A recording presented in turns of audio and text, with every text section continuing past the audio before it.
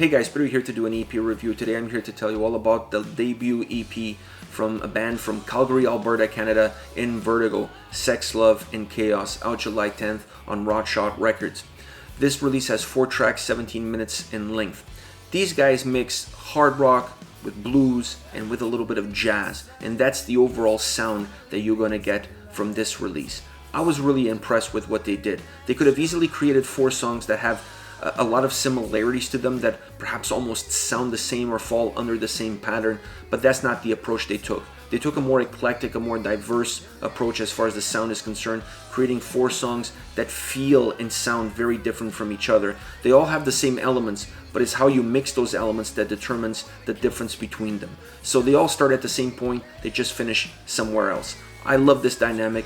To me, is the perfect way to showcase your talent, showcase to the world what you can do musically, how dynamic your songs can be, and the diversity of your sound. That is also represented in the solos on all 4 tracks. All 4 tracks have outstanding solos, and all of them are different. All of them match the mood, the atmosphere, the influences that those songs had. So if the song is more of a hard rock track, the solo went more down that line. If the song has more of a blues influence, then the solo also has more of that blues influence in it. I love this approach. I love this creativity. It really shows the world everything that these guys can do. And then as far as vocals are concerned, that was the cherry on top. I also felt that they took a dynamic approach, a very fluid approach, each song having perhaps the same bass line as far as vocals are concerned, but going into different directions throughout the path from the beginning to the end of the song. That to me is important. Also showcasing the vocal range and everything you can expect from this band vocally, because you're also going to get everything that you can expect from this band musically. So you're going to get the both sides of the coin on all 4 songs, allowing to have a much better picture of what the future holds as far as a full-length release down the line. Now, as far as songs goes, let's start off with Chains. That's the opening track. Hard-hitting, heavy rock track, great guitar riffs. The vocals sound almost like a live recording into a studio sound, if you will. I like this approach, and this is the approach they took on all 4 songs. It gives more of a raw feel to the way the tracks are put together, and it's no exception as far as this track is concerned. This is more of a heavy-hitting song, more of a hard rock song, more with a bite, with a guitar bite for sure. So having that style of vocals, having that approach, that almost that live feel approach to the way the vocals are recorded and put it onto the track, adds to that intensity, adds a little bit to that aggression that this song has already built into its music.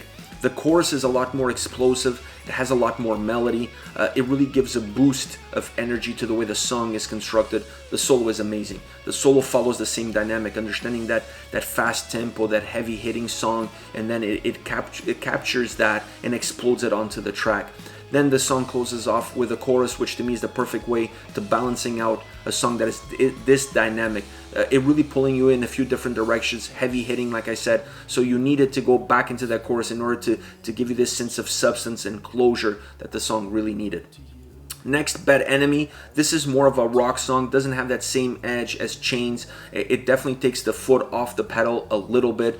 Not as heavy, not as hard hitting, but still a great perhaps more slower rock song with a heavy blues influence, in my opinion. I really felt it in the way the guitar sounded, but also in the way the vocals came across.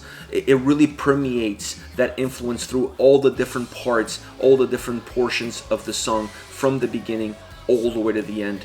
The solo is perhaps the most explosive part of the song. It still captures that bluesy influence that the track has, but it definitely gains a lot more volume, a lot more presence within the song itself. Really well crafted, really well delivered, and it adds substance to the way the song is constructed and put together.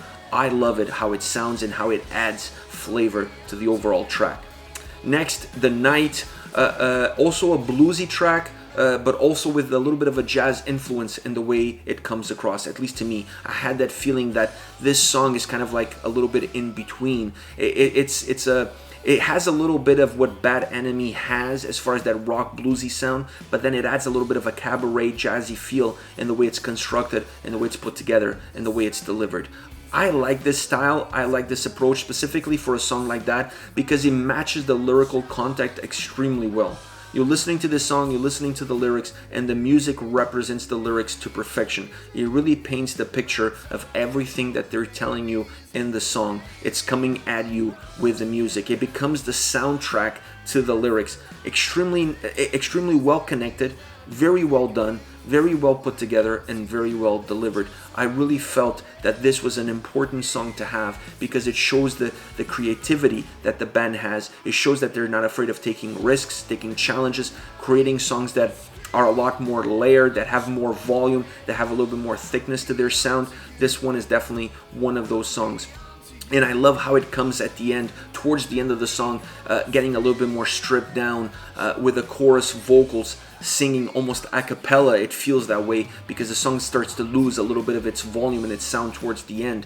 And then you feel like it starts to pick up intensity again so that it can close off on a strong note. And that's exactly how they structure this track. So very dynamic, offering you different angles, different looks, different challenges, different approaches. I really love this track because it really encompasses a little bit of everything that you heard up until this point, just more with a little bit of that jazzy cabaret vibe to the way the guitars are put together. But to me, that was absolutely delicious. I just love that feel. And once again, it went perfectly with the lyrics on this song. Last but not least, Take It.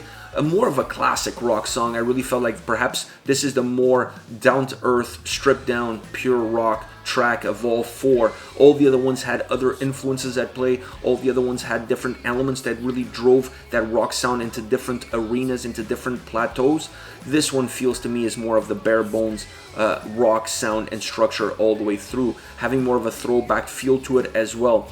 The vocals on this track are outstanding. The music really stays consistent, in my opinion, across verses and chorus, perhaps changing a little bit in the chorus, but not a lot. It really stays cohesive and together musically all the way through. The thing that changes the dynamic balance of this track is really the vocals.